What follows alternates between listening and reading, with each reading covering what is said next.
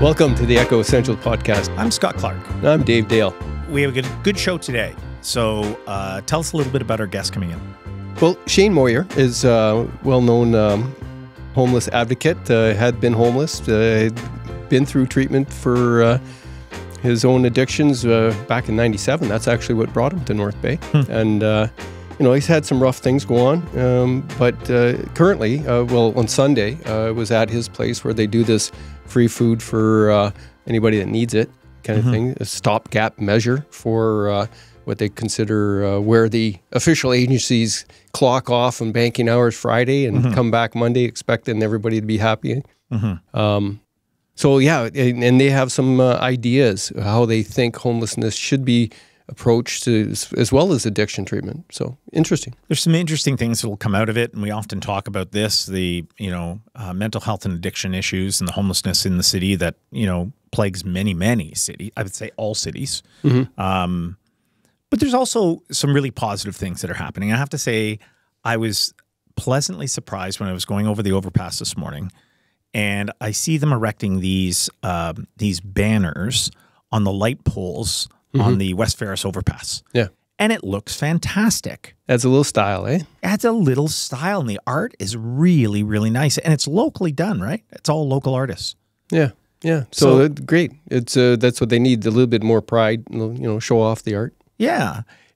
One little story with that, a number of years ago when I was doing some planning for Armed Forces Day, I said, what we should do is we'll do the art here at the agency, and we'll put banners, down on the waterfront. They have the ability to erect banners down there, right? And then the city told me, you have to go through the North Bay Museum because they have the rights to erect banners along the waterfront. I went, interesting. Okay, yeah. So I phone up the museum and they put me through this, and I get a board member in that. And I said, here's what we'd like to do. We want to promote, veterans. And I saw it mainly, the idea came from, I saw something in Ottawa when I was in the Army run, and they had these different banners that they showed different people that had served and given the ultimate sacrifice. And I said, we should actually highlight some of the, incredible veterans and people who have given the ultimate sacrifice in our community, and we could showcase that all along the waterfront for a period of time leading up to Armed Forces Day. And then when I asked, they said, sure, that's no problem, but there's a fee. I go, okay, yeah, what's the fee? $10,000. I went, what? So do you pay for all the banners and put them up? And no. That's just the fee. We have the right, and we get to charge. So you know why you don't see banners along there? Because they want to charge $10,000. No kidding. To do that. And they weren't budging. And I'm like, well, it's not going to happen. The art has to be created, installation, all that stuff. And it's like, that's silliness. So we actually have the ability to beautify certain things within our community. And it's not sustainable, or it's not even viable. I wonder if they got the right to do that as a trade-off for their budgets not being, requests being denied. You don't get the money, but you can do this if you want. Yeah, maybe. I don't know what the deal is, but it's like, but we have community groups that would like to do certain things and beautify certain things and add to it. Like I was figuring, okay, we could probably make some sort of donation to $10,000. Like, come on. Like, takes the air out of every idea. Takes the air out of everything. But I was pleasantly surprised when I saw those banners going over the overpass. I think it looks great. Does it match like the new glass on the City Hall? Like, does it look? Why did you have to go there? Because like a kilometer down the road, as they continue to install the different shades of glass, I can't believe it. It looks ridiculous. And so why is something so beautiful? You come a kilometer away and they're doing ridiculous things. Yeah. Why? It's ridiculous. It is. It's ridiculous, Dave. Well, okay. What do you think of the new logo for this centennial? It's fine. Yeah. It's fine. It was done by a student artist. Yeah. It's and often with student designers, they do things very literal, right? So even in her interview, she explained that, right? She explained that, this has always been a hub of transportation, and I'm going to, pick the three things that are three major hubs of transportation for the community, and there you go. So, and that's, you know, it looks like a student design. I think the missed opportunity in it is that nobody else got a chance to design anything. And there's so many incredible designers in our community that could have weighed into it, but none of us got an opportunity to do that. Agencies weren't asked to donate their time. We're not looking for, you know, because it's tough work. Here's what's tough about it.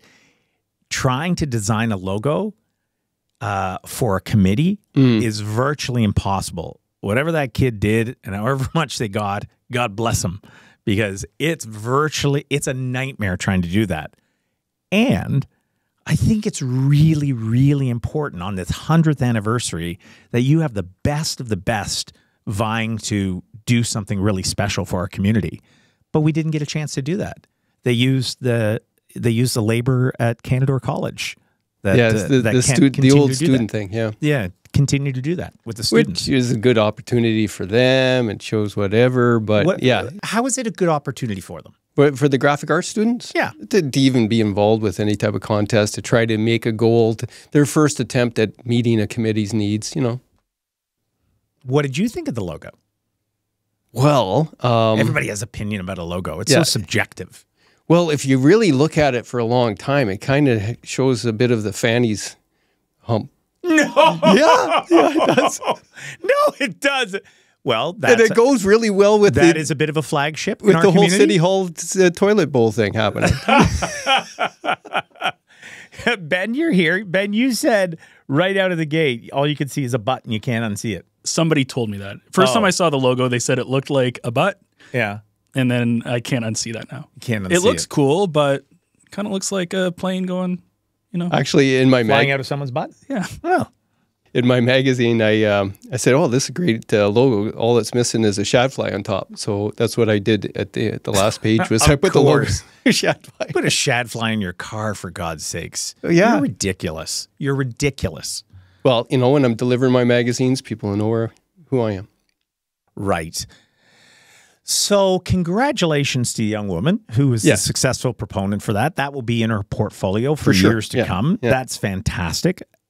And I think the city sometimes misses the opportunity. It's interesting that even in that project with the banners that go across the overpass, that the artists got paid, if they were selected, they got paid $700 per. And I could only imagine. And by the way, the art on this, they're beautiful. They're beautiful. I can only imagine how much time they put into it.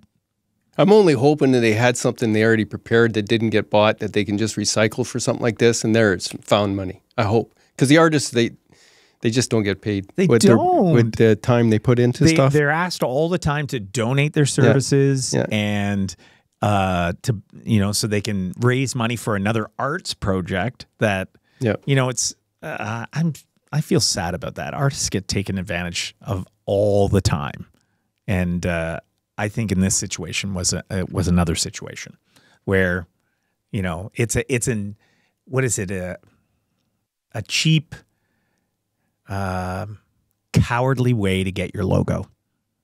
That's what I believe. You can dress it up however you like, that you're helping students get their leg into the business and all that.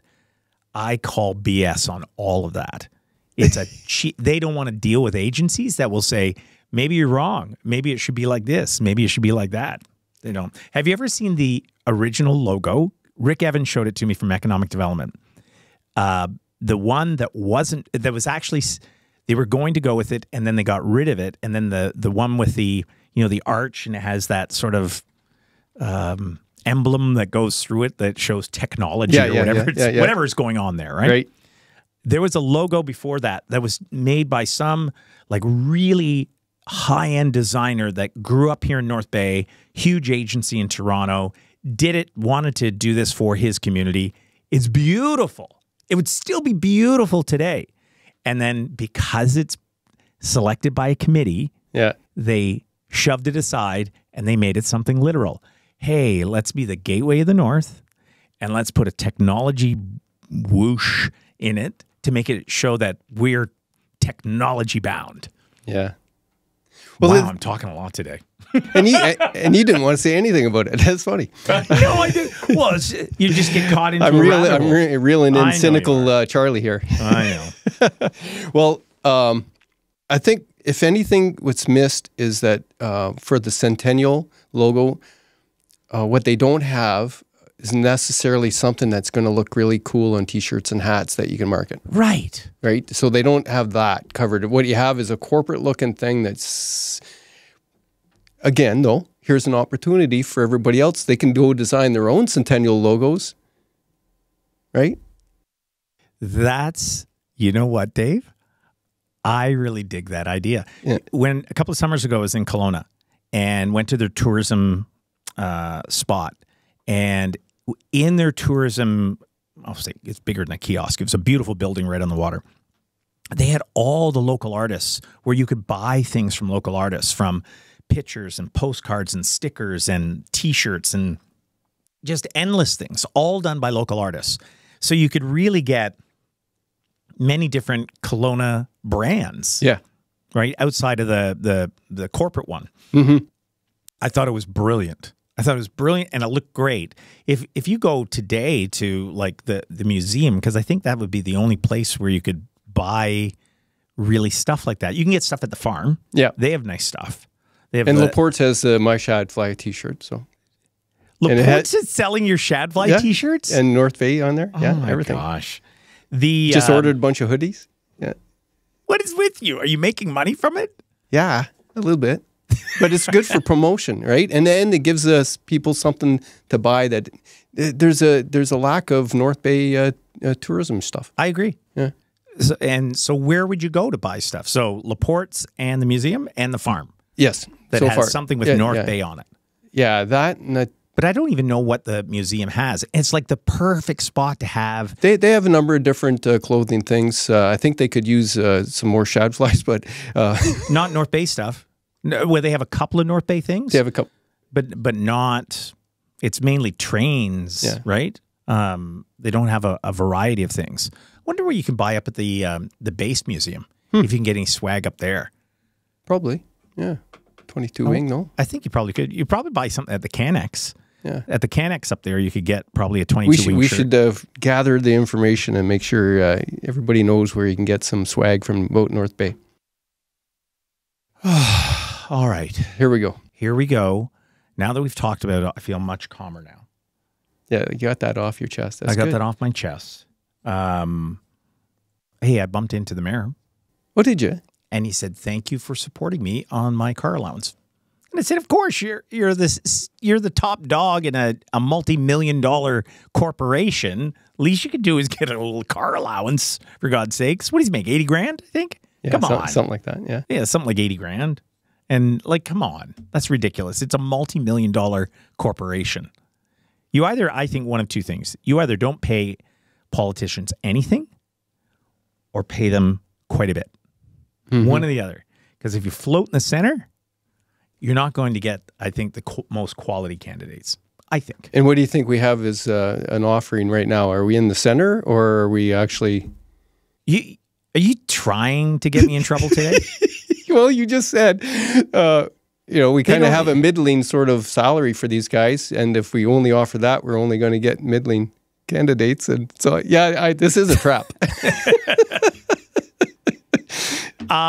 They don't pay them enough. Right.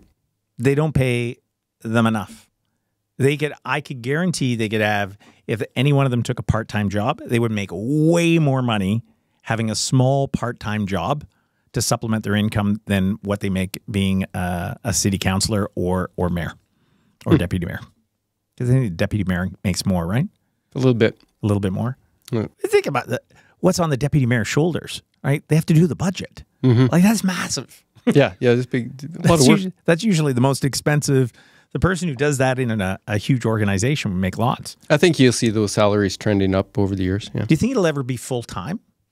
So why would in Toronto, for instance, why in Toronto are they full-time positions and here they're only part-time?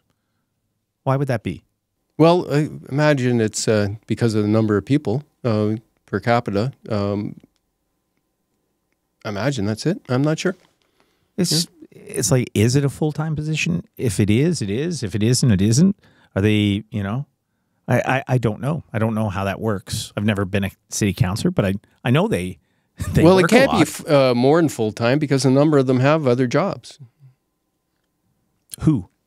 No, the elected councillors. Yeah, locally. Yeah. Yeah. Oh, of course, you would have to. What do they make, 20 grand? You can't live off 20 grand. I think you're up to about 35 with benefits in They get North Bay. benefits?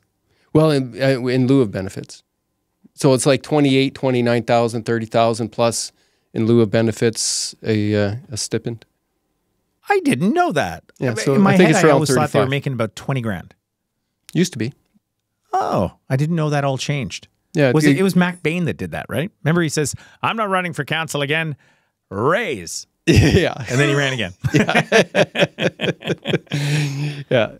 Well, usually, it's political suicide, right? When you ask for a raise, right? That usually doesn't fly. But it's not suicide if you promise not to give yourself a raise and then do it.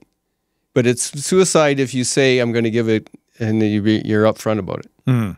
Yeah. It's a strange world we live in. Do you think they get paid enough?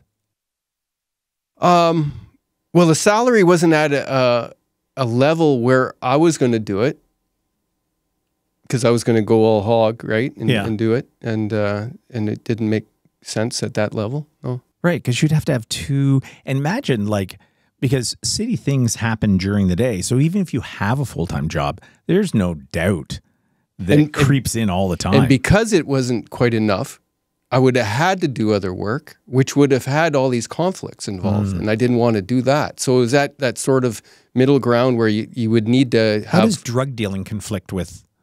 Oh, you wouldn't be dealing drugs. Well, I'd be dealing with all the people trying to get work at the city hall. I guess.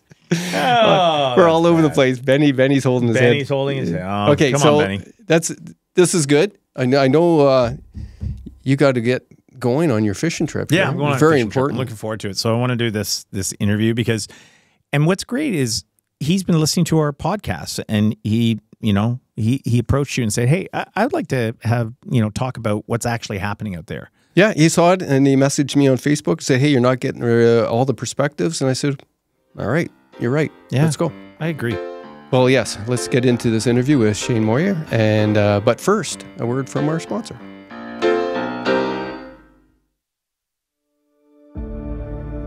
Founded in 1968, Voyager Aviation is a proud member of our community, providing worldwide aviation services from our headquarters right here in North Bay. If you're looking for a challenge, change, or want to expand your current career in aviation, Voyager is hiring for a wide range of technical and non-technical roles, including pilots, aircraft maintenance personnel, corporate administration, machinists, supply chain professionals, and more. Be part of a workforce that is over 400 strong, supporting humanitarian, government, defense, and civil aviation operations around the world. For a career in aviation and beyond, learn more about open positions and career paths at voyav.com.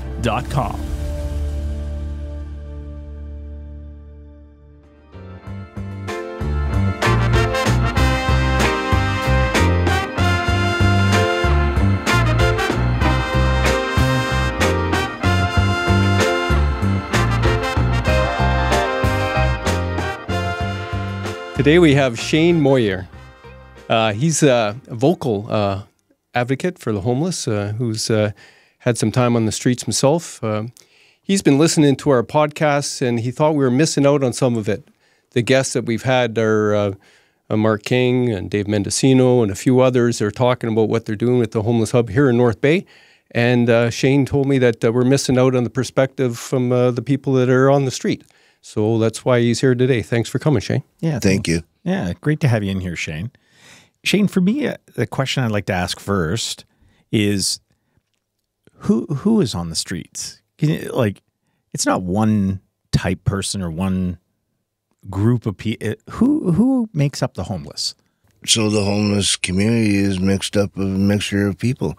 So we have veterans. We have people who are actually very skilled artists. When it comes to drawing, we have people who are artists in instrumental. We have one gentleman who stays at the Low Barrier Shelter on Chippewa, who's written 2 novels. A lot of these people at one point were part of your working class. And then there are others who ended up being statistics because of, hardships or whatever they went through, growing up in their childhood. And again, I'm going to preface this by apologizing because I don't know, and you're the advocate, so right. I'm going to be asking questions that possibly others have. And do people choose to be homeless? Nobody chooses to be homeless. Some of us, it was forced upon us. Some of us, it just happened in statistics, during COVID and stuff like that. People lose their jobs or whatever. Rents have gone up tremendously over the last few years, with landlords doing credit checks and stuff like that. I don't think it should be allowed. Because it blocks people from being able to, rent that unit, right? To have a place, safe to live. So it's like a cycle that keeps just beating itself up, beating right? itself up. So over a period of time, people lose faith. They lose, any type of hope. They get into depression. Some end up, into doing other stuff as far as, we'll say, extracurricular activity in terms of drug use. Over a period, in the last 5-6 years, before we even had the needle, like the discarded syringe boxes out in the community, we were seeing a quite significant number of, drug paraphernalia in our parks and rec areas. And this has helped, but we need more boxes out there in more, central areas. We've been, sharing with people, in terms of harm reduction, needle exchanges, and that kind of thing, which we, giving them incentives. They bring in their discarded drug paraphernalia. Then the AIDS committee, okay, we have a couple of days where, you can get snacks and we'll give you, a bag of chips, that kind of thing. So it kind of gives them an incentive not to leave their discardments, around the city. And we've been finding a lot less than what we have been, 6 years ago. Mm-hmm. I have a question for you, Shane. Have you any examples or know of anybody that was very close to getting their life together? They were on the streets, but they might have had a job. They had enough support that they could have rented a place, but they were discriminated against because they didn't quite make. I'm going to reverse that question a little bit with my answer, because I've seen a lot of people who ended up being evicted and losing their jobs because they were evicted, because they were living on the street. So they had a place, but the landlord wanted to do something of it. They didn't want them there, so they evicted them? They evict them, and then next thing you know, their employers are firing them because they're living on the street. Was that your Sunday buffet breakfast brunch that you serve? No, I was going to ask you why you're doing that, but also one of the gentlemen there was saying that. He was saying that once you're down there, it's hard to maintain either a job or a place to live, because you end up, if you're homeless, you can't shower for your work. And that's a big issue in our city where, okay, I can see them, moving the warming shelter and, the nighttime shelter over to Northern Pines, over to the other side. That's a good thing. I'm not putting that down. Don't get me wrong. But those portables they can use with the stalls and stuff like that, they can find a spot in the community and put them up where people can go and shower, get cleaned up, feel good about themselves, and maybe they might be more apt into, trying to get out and, into the workforce. So once you're out living on the streets, living rough, you end up becoming quite rough, right? Mm-hmm. And just by being able to clean yourself up, you think that'd be good? We've been told many times by different members of the community that we don't deserve any better than to go bathe in the lake. We should be put back on the bus and shipped back to where we come from. We've had personal attacks. We've had personal assaults. We've had a lot of discrimination in the community, and a lot of harassment. And, and this is an awareness that needs to come out. And this is something that, DSAB also needs to look at within some of our shelters of different things that have been going on. And, we're here to make a change. I think you were saying that you've been banned by from a couple of shelters, and you think unjustly.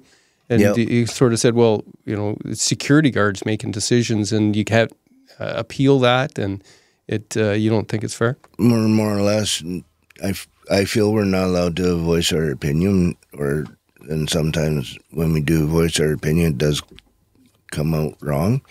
A lot of times we have found where some of the staff have been very argumentative with, with our street family or our clients at the street level. People have been, like myself, I've been, as far as I'm concerned, I've been wrongfully banned. I've been accused of doing things that is not true, that I have not done. I did in the past, but for me to be banned this time around, there was no reason for me to be banned from the local shelter. So, tell us why you're doing the Sunday brunch on First Avenue.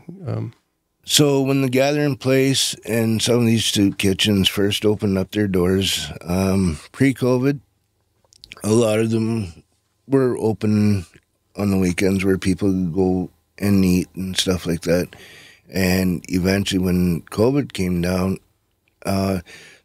unfortunately, so did some of our soup kitchens decided to, they ended up closing their doors. We had the Salvation Army used to do Sunday dinners at one time, and they no longer open up their kitchen to do that anymore.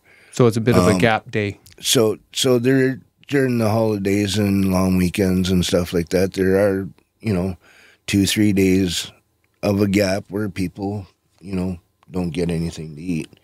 And so that's where Homeless Advocates Association comes in. And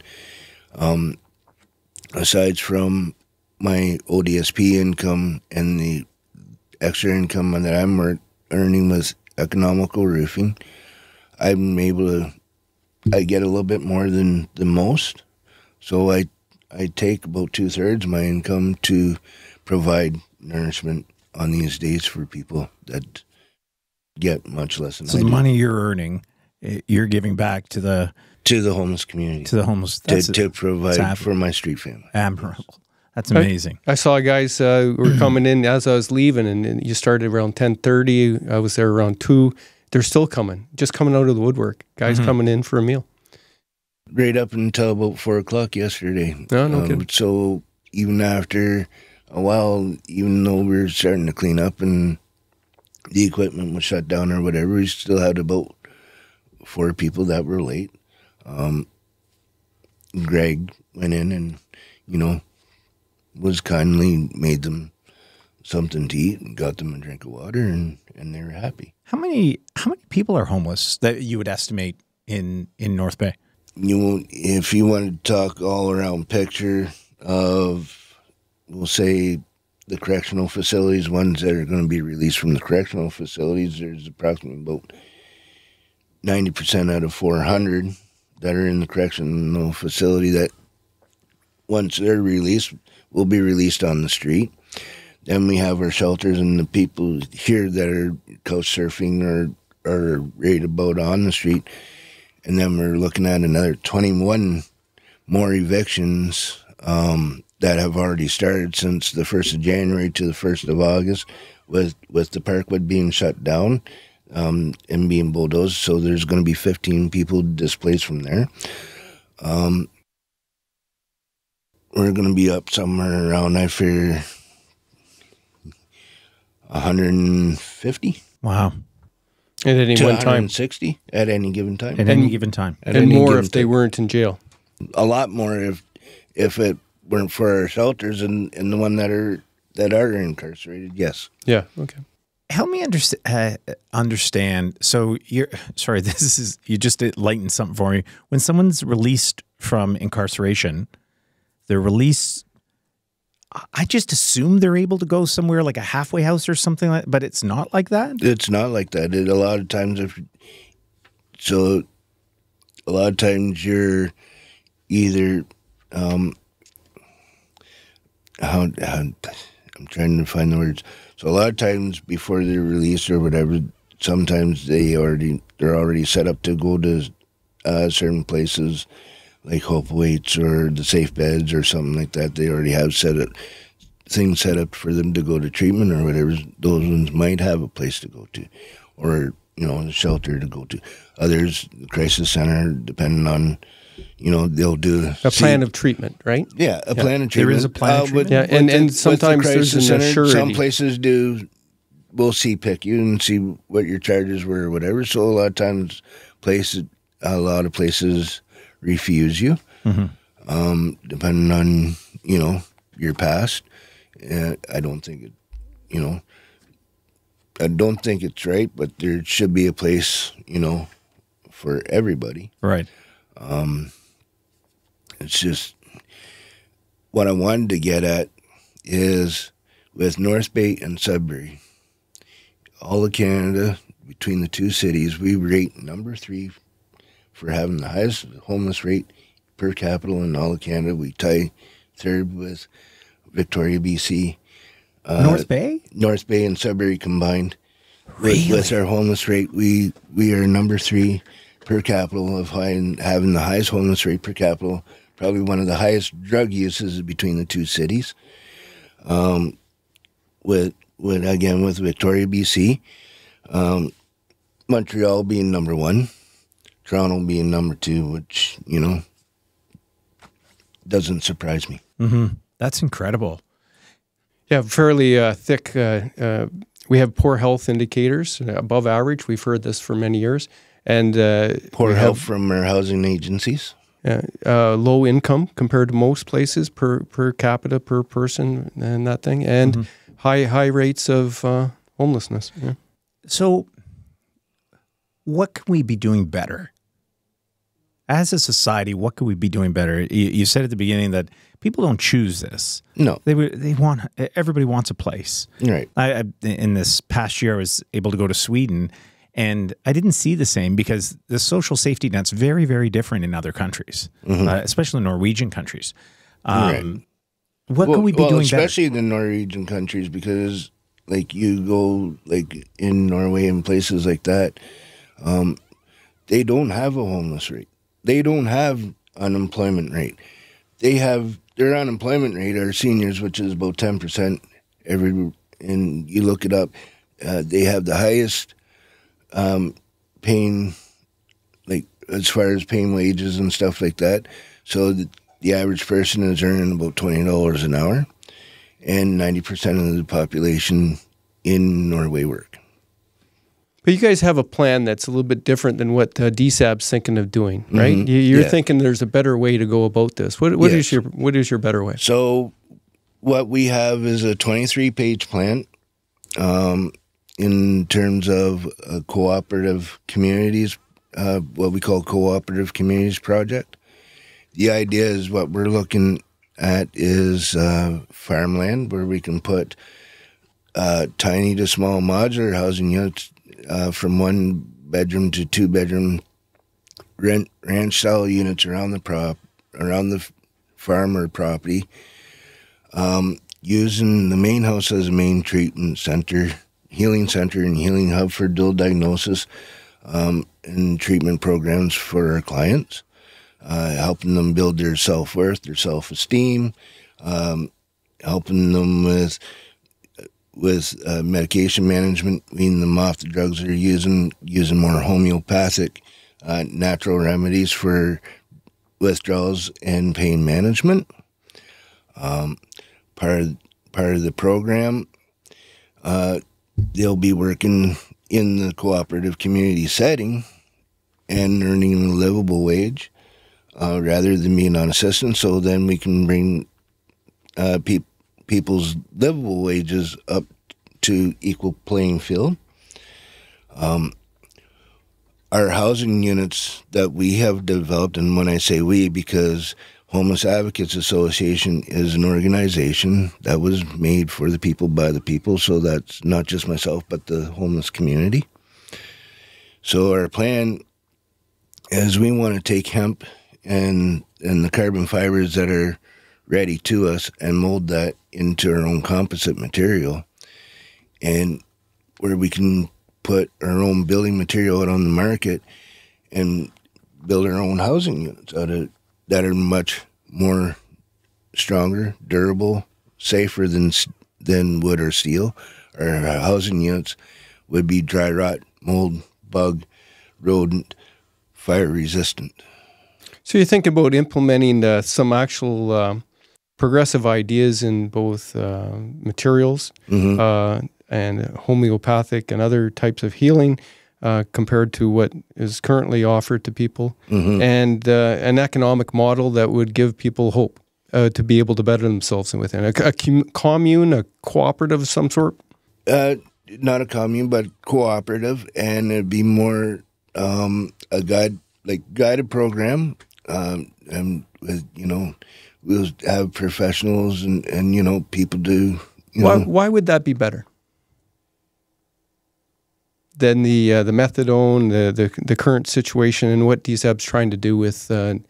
Because they've a lot of people out there that are drugged, that are using, they want to get off you talk to them, they want to get off the drugs that they're using.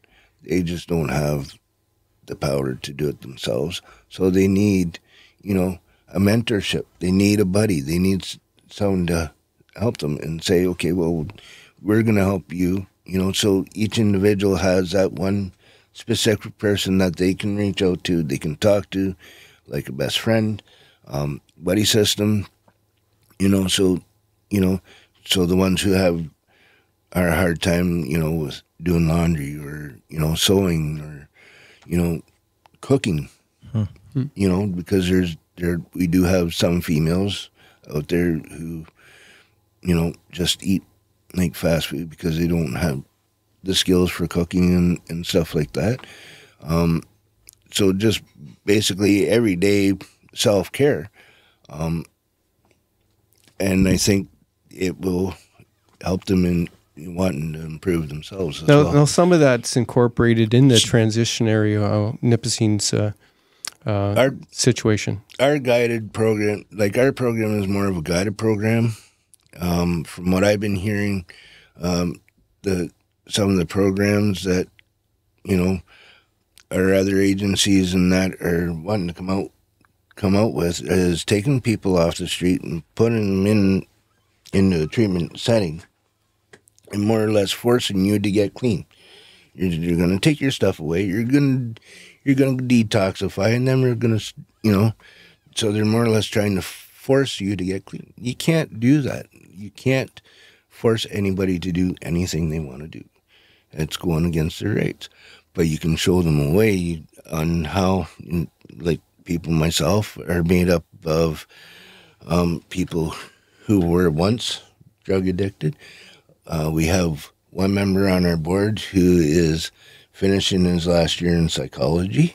We have PSWs. We have support workers. We have nurses. We have nurse practitioners. We have all that at our disposal that we can bring into one facility, because a lot of our street kids, some of them, they're not kids, they're young adults, but I've known them since they were small.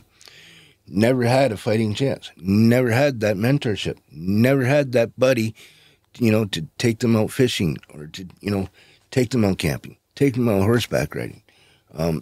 Stuff that they lacked on that some of us took for granted growing up.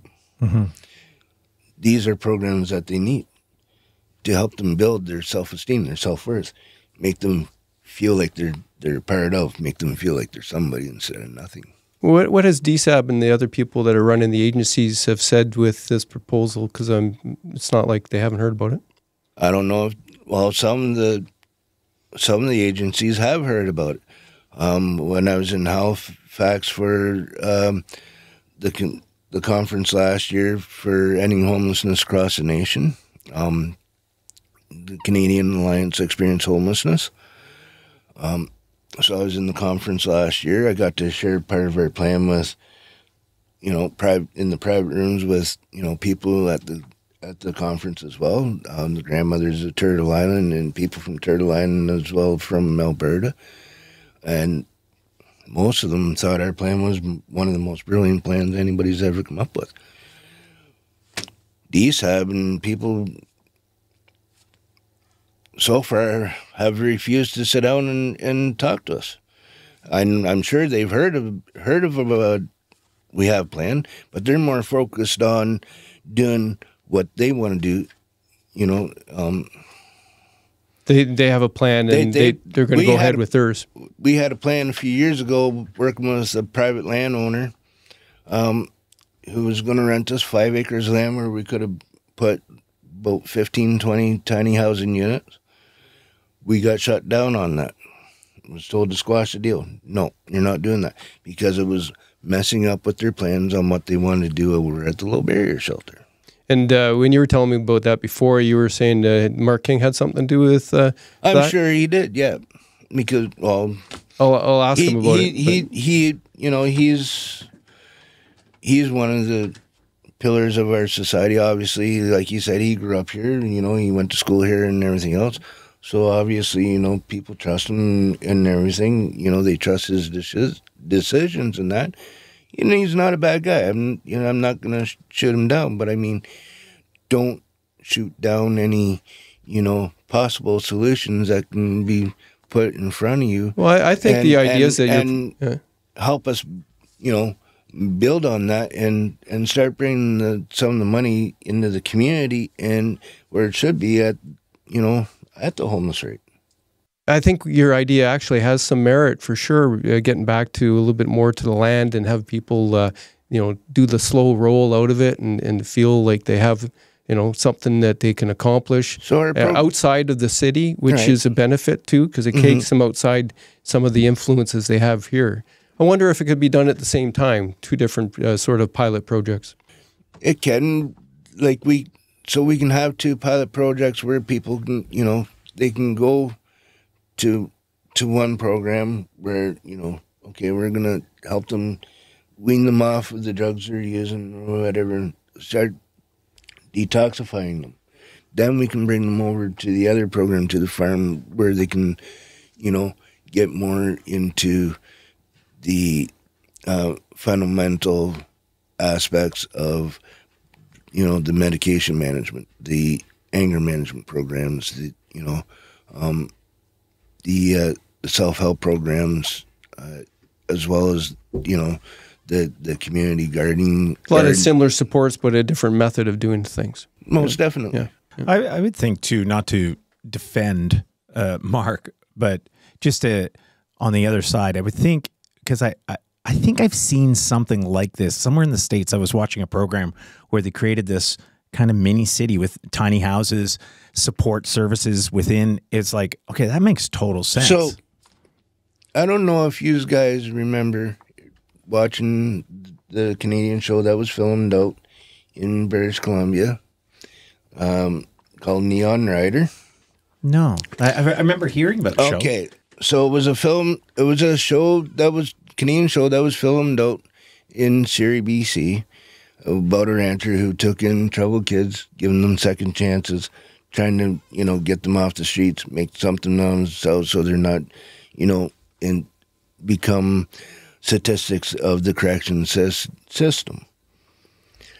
So this is where I got the whole idea of the treatment program and the cooperative communities came from. Because DSAB is a collective of multiple areas. It's not just North Bay, right? It's an entire district. So I would just think like how money flows from the government to the municipality and municipalities to one board.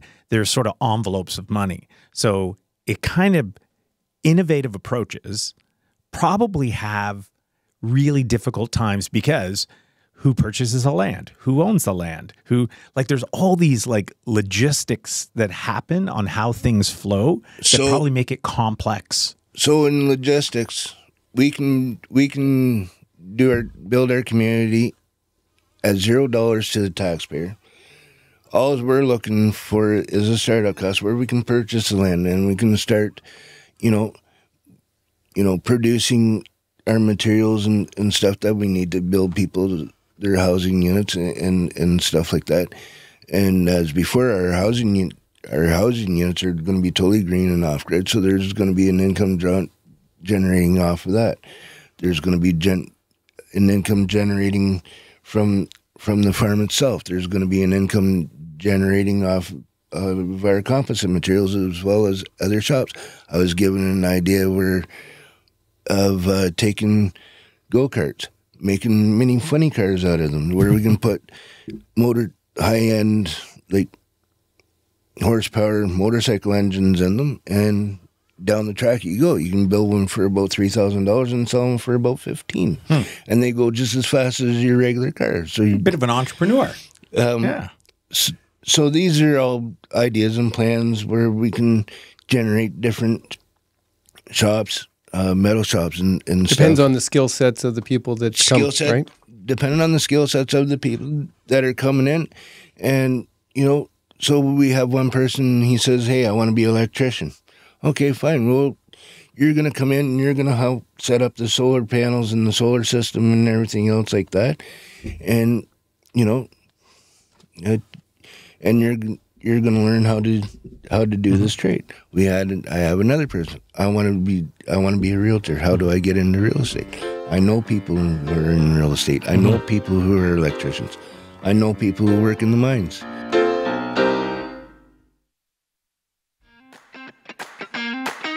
This weekend, make your way to Casey's Restaurant in North Bay for an unforgettable get-together. Dive into our delicious appetizers and enjoy the best drafts in town. It's the perfect spot to unwind, catch up with friends, and savor great flavors. Don't miss out on the fun. Join us at Casey's for a weekend filled with good food, great drinks, and even better company. You met anybody that's taken themselves from, very vulnerable, marginalized position and actually got out and made good?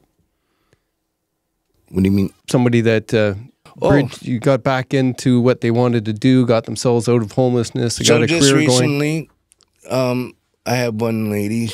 She was pretty messed up.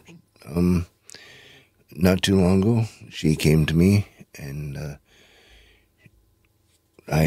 she spent a few days with me, and we toured around the city and stuff like that. And she made the decision on going to the detox and getting clean, and decided to go back to her home reserve.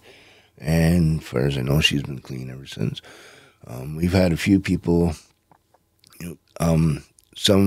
We've had a few people where they've had people come in and say, "If I can get you treatment today, will you go?" And they said, "Yep."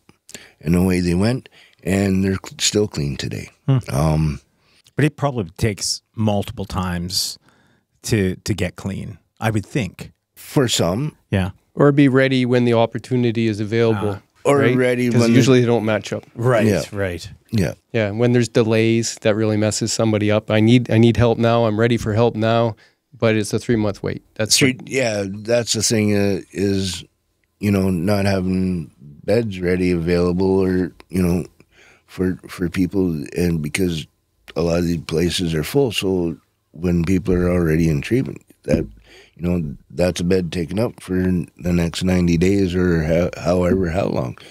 And same with our program. Our program is anywhere from a 2 to 6 year program. But at the same time, nobody owns our facility. There's not one person that owns our facility. Our facility would be owned by the staff and the clients alike. So it's owned by everybody. It's Cooperative, yeah. Yeah. What organizations in town are you truly thankful for that are doing great work? There's a lot of people in our communities like want to support, want to somehow give a hand I'm up. I'm finding that it's more the private organization. So, and like a lot of the churches, you know, they're doing what they can in terms of helping people with meals, clothing, that kind of thing. You know, they're great, you know, and they're always there willing and wanting to help people. Our other agencies, so far what I've been seeing is they're a lot of the workers and that are already overwhelmed with the clients they already have. So they're more focused on the clients that they already have and not focusing any time or any efforts to those who are on the street level. So they're the ones who are on the street level are the ones who are left last to fail and fall through the cracks. So a lot of the private organizations, Homeless Advocates Association, the churches, Boots on the Ground, Tracy's Helping Hands, have No More Tears in Sturgeon Falls have kind of gathered together to take up the slack where our housing agencies are failing. One question, in the news there was talk about across from Partners Billiards, there's a bit of a drug den and chop shop in those motel there. And I know that... From where?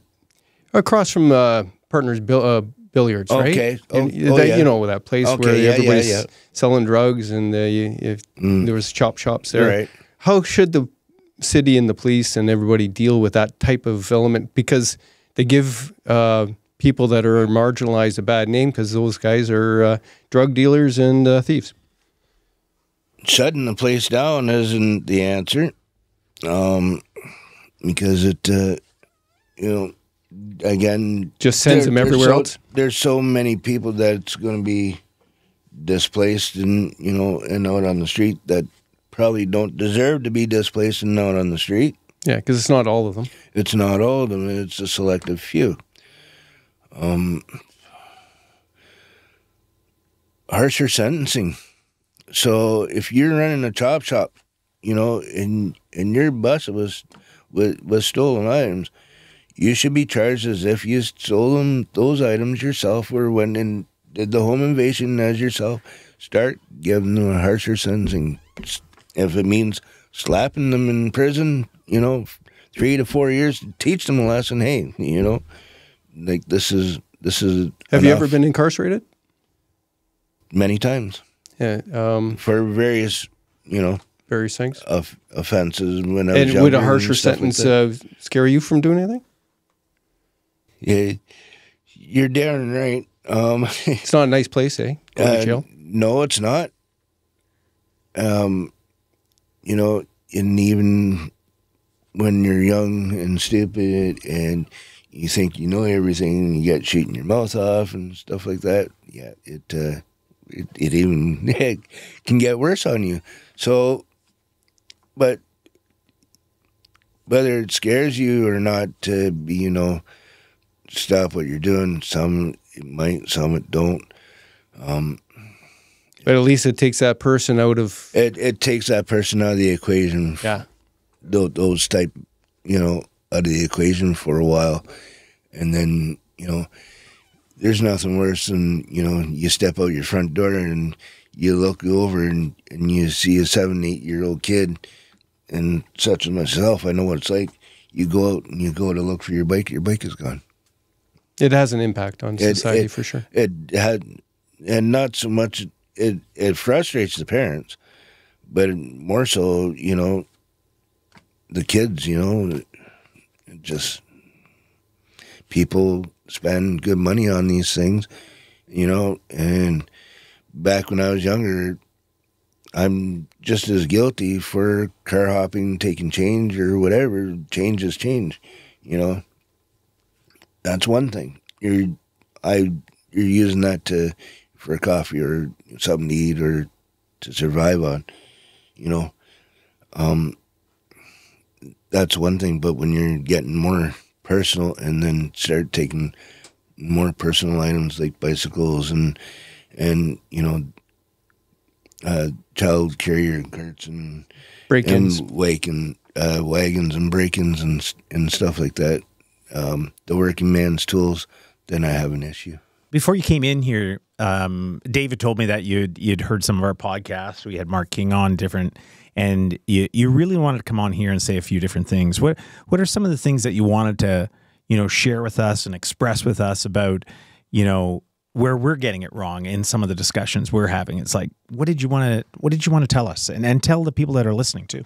So when I was a kid growing up in the 70s, homelessness has been around for hundreds of years, even in the spaghetti westerns or whatever, you see the drunk, police are, can I have some change? Well, the North Bay waterfront was a hobo sort of place, right? All the guys that couldn't get work and nowhere to live, like the whole North Bay waterfront was a place where you didn't want to go at night because it was all hobos living down there. They built the Oh yeah, long before because the trains probably, right? 30s, 40s, 50s. So even growing up in the 70s when I was growing up in Midland and Parry Sound and stuff like that and turning around in Toronto, seeing people on Skid Row and that, you don't think that you're going to land up there.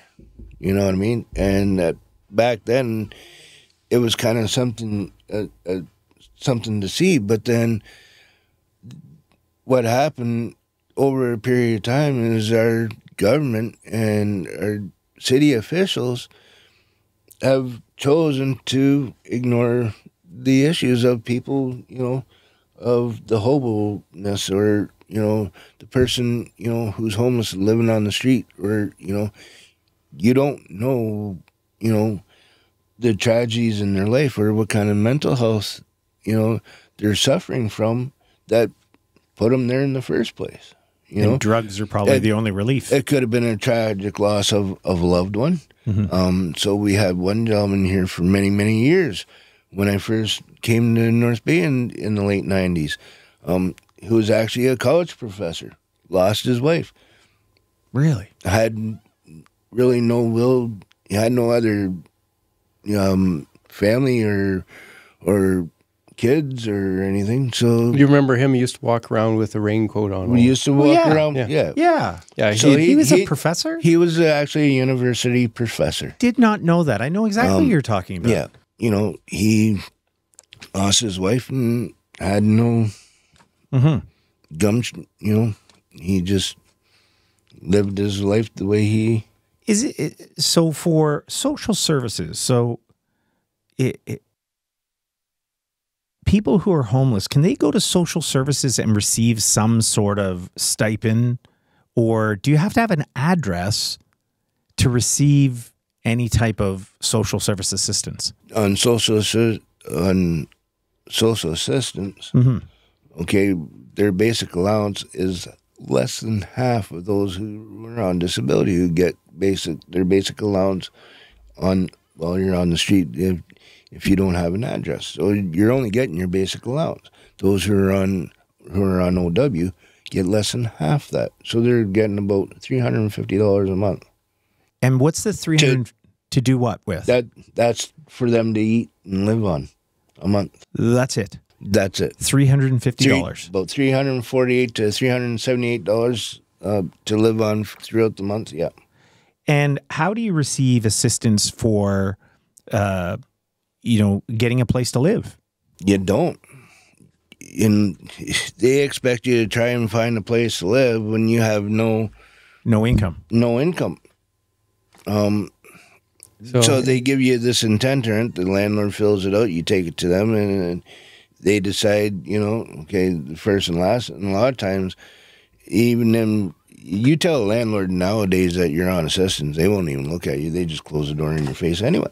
So it's even though you would, you'd like to find a place, these are some of the obvious challenges that take place every single day.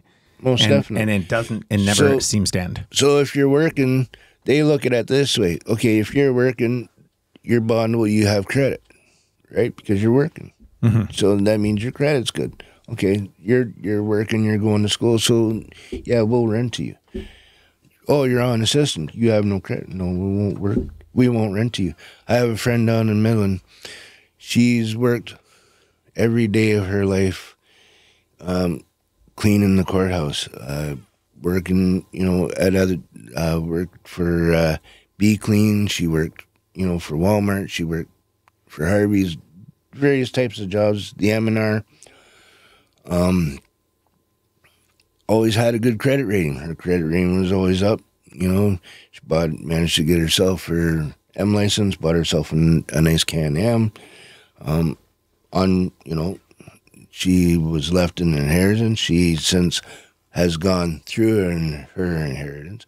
She is now, since she was evicted last year, she is now living at her brother's because the landlords will not rent her. Why? Because she has no credit rating. But yet, she has no credit score, we'll say. Mm-hmm. And landlords have given themselves the rights to dupe into your personal affairs and look at your credit score and say, no, we're not going to rent to you. But she's never been delinquent in her rent. She's, her rent's always been on time. She's always worked. You said something earlier in this interview about the violence towards the homeless. That it shocked me quite a bit. You're saying that there's people, maybe I'm naive, but there's people out there who that give are themselves the right to be a bunch of vigilantes. So they go around. They've burned people's camps. They've burned their tents, taken their stuff, throwing it out. One guy went to go back to his camp, and all he had left was a couple blankets. We've had bylaw go in and tear up people's camps. Last year, I had bylaw threaten me. When I had my tents sitting up on the hill there behind the bus station, he came up, and I've had bylaw threaten me. You're going to tear down your tent, or we're coming in with whatever force necessary. We're just going to rip it out. Can I ask a question to that? So when a bylaw officer comes by and say, hey, you're going to tear down your tent or we're going to tear it down, where do they tell you to go? There is nowhere to go. So they're just saying tear it down. So just recently within the courts in the past couple of years, and our municipalities are refusing to look at the fact that encampments now are in parks and rec areas are legal. And it was passed through the Ontario courts because it is a violation against our human rights. Everybody has a right to have a safe dwelling, a safe place to be, that they can call home, that they feel safe to go to. I think the rules are now that they have to have an alternate place for you to go before they tear down an encampment. So before they go in and tear down your encampment, actually, they have to have an alternative place for you either to go to, or they're supposed to help you enhance. And that, if that means providing a porta-john, a shower, then that's what they're supposed to do. They're supposed to help you enhance your encampment rather than evict you because of the housing situation that we're in. Mm-hmm. Well, this has been really good, Shane. I appreciate you coming in. We're going to have to wrap it up for time, but it doesn't mean it won't be. It will be the last time. Maybe we'll have you back. Most definitely. Yeah, we're going to keep covering this this issue over the months and years to come because it's not going to go away in anytime soon. But appreciate you telling us about this other type of plan. One last thing before we do cut off, we are looking at holding a rally on Parliament Hill prior to this conference in Ottawa in October between the 24th and the 31st. The conference to end homelessness across the nation is in Ottawa on the 29th to the 31st. They are online on CAEH. You can go online for those who wish to attend the conference. They do have registrations available as well. Yeah, it's in Ottawa at the end of October? Yes, it is. And you're hoping to do something at Parliament Hill before that too? So we're hoping to do something on Parliament Hill prior to the conference to raise awareness and bring more people into the picture as to what is going on in their communities. Right on. Well, thank you very much. Thank you so much. Thank you.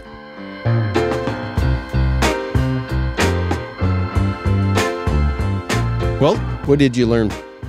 That the homeless have a voice, but they don't have the opportunity to use it. It's always someone speaking on their behalf, right? When you actually hear from the people, you hear that there's many things that are complex, but what I really took away from is that give them the choice of certain things. And like any other human being, they'll make the right choice. We all make mistakes all along the way, and none of us are perfect. But you can't push someone to sobriety. You can only, support them along the way. And I think we have to do that a whole lot better. And knowing I can't even imagine how difficult that must be. The stipend you get, you can't get any credit. People won't give you a place. It's just a cycle it's horrible. So why wouldn't you want a drug or something to take you away from it? Like, I get it. Yeah. I get it. And I also get it's really difficult, and we need really smart people figuring it out. When he was talking about how many people he knows that are on the cusp of homelessness, and to understand that those barriers are there for them to try to transition through tough times in their lives, and they have something, but because it starts deteriorating, they get foisted off the ledge, the safety net doesn't capture them, they're down, and then everything's working against them to get back up. I really I understand why they'd want to do a cooperative type venture that's away from the city and into the sticks, and sort of get back to the basics of growing themselves as humans, and improving themselves, and have hope, and to be involved with something that works, because they know that what's happening here is not working for them, and there's no end in sight. So, and I know, not that I know and I don't know, that the complexities of trying to make that happen, it's massive. Yeah, you need some sort of advocate inside the tent and outside the tent that can, really push that kind of agenda forward, because there's way too many liability mathematical issues that take place that I have no idea about, but I know they're there. And I've seen these and reported on them. People, some groups, church groups, have these type of similar strategies. There was one in West Nipissing that was trying to buy a farm in Verner. So I covered this, and the people around them weren't sure if they liked the idea or not. The only thing is that it kind of requires them to be as Christian as well, or whatever spirituality, and sometimes that works out for those who do, but for those that don't, you have to have other alternatives. That's all. The churches do good work, but it's not for everybody. Gotcha. All right. Well, I think it was a big step forward. I know that when I interviewed Michael Carmichael last spring, who had been on the streets, he brought good insights into what was really happening, and Shane did the same. And I think there's some frontline workers that eventually we're going to be talking to as well down the road. And so, yeah, it's important for us to get the frontline people as well as the groups and agencies and the politicians that are talking about this. Gotcha. So it's very worthwhile. Thank you for viewing and learning and spreading your wings as far as what you understand about North Bay. Thank you. I'm Scott Clark, spreading his wings. And I'm Dave Dale. Wings are spread.